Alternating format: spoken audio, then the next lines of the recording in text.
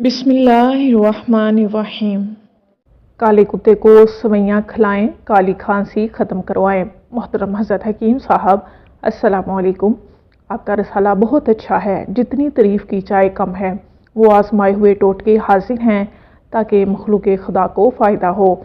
काली खांसी का इलाज, मुझे बचपन में शदीद खांसी हो गई, डॉक्टरों की अदवायात से फ़ायदा ना हो रहा था। एक हकीम साहब ने मेरे वालिद को बताया कि दूध में सवैयाँ पकाकर बच्ची को पेट भर कर खिलाएं, जो बच जाए वो काले कुत्ते को खिला दें।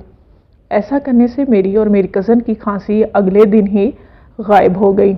अब मैं अल्हम्दुलिल्लाह खुद बच्चों वाली हूँ। ये काफ़ी पुरानी बात है, मगर मेरे हमसाये जो कि पठान हैं, इनके बच्चे को शदीद काली खांसी हो गई, मगर वो लोग दवाई लाने के काबिल नहीं थे। अचानक मेरा इनके घर जाना हुआ। इस बच्चे की हालत देखकर मैंने इन्हें सवैयों वाला टोटका करने को कहा। अल्हम्दुलिल्लाह इन्होंने फौरी ये टोटका आजमाया और अगले दिन ही बच्चा तंदुरुस्त हो गया। फिर वो लोग मेरा शुक्रिया अदा करने मेरे घर भी आए। गुहांजनी का आजमूदा इलाज। कुछ दिन पहले मेरे बेटे की आंख में दाना निकला।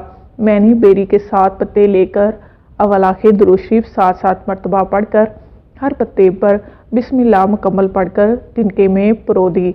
फिर बिस्मिल्लाहिर्रहमानिर्रहीम पढ़कर बेरी का पत्ता आंख पर फेर कर तिनके में परोते जाएं। जब पत्ते सूखेंगे तो दाना भी सूख जाएगा इंशाअल्लाह ताला।